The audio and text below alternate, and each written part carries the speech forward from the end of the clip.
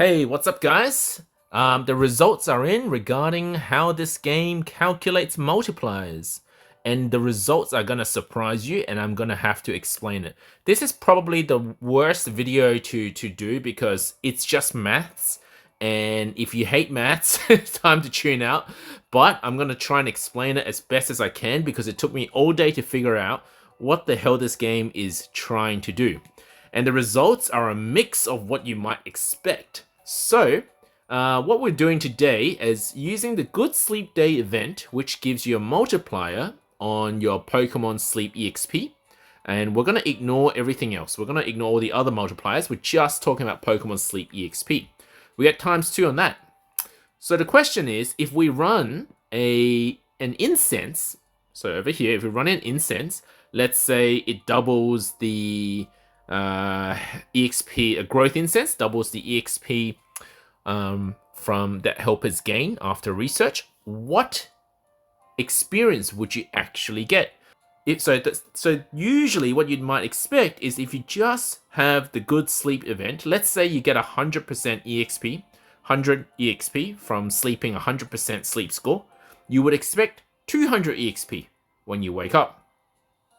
With Growth Incense, by itself, it will also give you 200% EXP. So that means in total, you've got an additional 100 from Good Sleep Day and 100 from Growth Incense.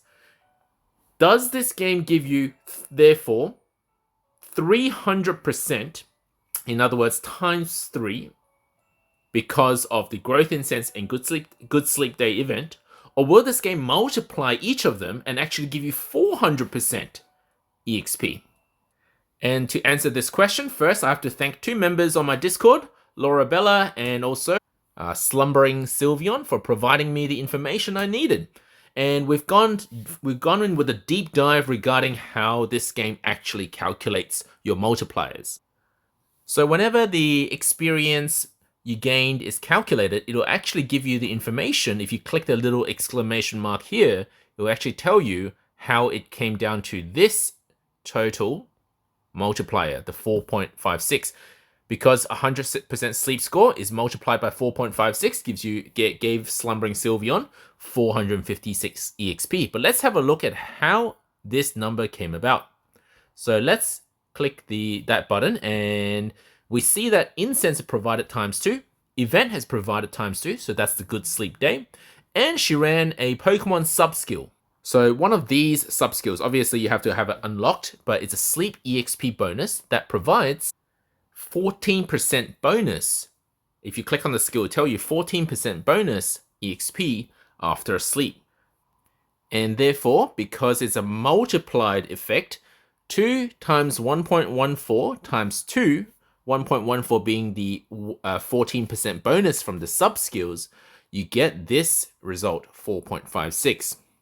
Now, if this game were to calculate these numbers, and stick with me here for a moment because this is important. If this game considered these numbers separately and the multipliers are not stacking on each other, then what would happen is you would get times a total of 3.14 instead. So that would be an additive multiplier, as opposed to a multiplicative multiplier. So the game is calculating based on a multiplication of the multipliers.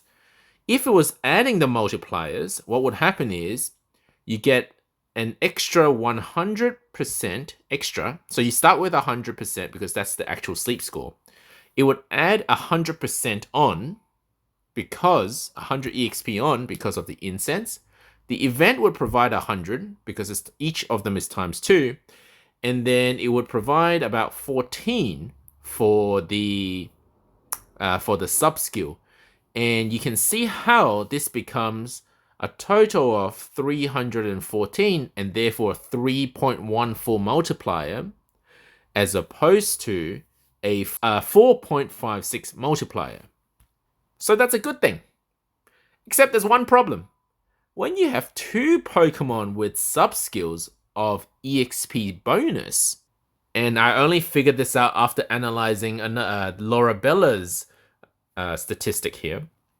when you have 2 Pokemons with subskills of EXP bonus, they are first added as a percentage before then they get put into a multiplier. So let's go through the numbers once again.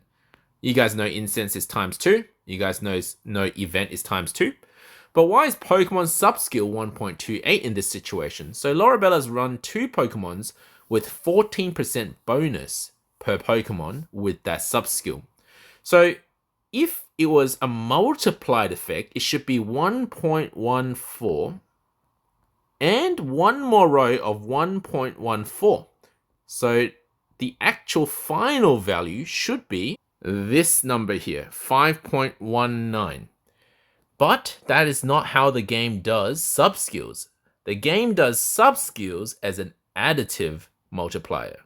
And you can see that the final multiplier that Lorabella got is 5.12, not 5.19. If everything was multiplied, including every subskill, it would be 5.19. But because the subskills are added, then multiplied, we get this number. So actually, it's not even correct to say that multipliers just multiply each other. They first get added in the subskill category, and then they get multiplied upon each category. We've got incense, we've got subskill, we've got event. So this is how I'm seeing the game right now. And without all this data from these 2 helpful people, I couldn't have figured this out. So in the future, if we add, let's say there was hypothetically, if there was another incense that would also multiply EXP, it would first get added because it's the same category.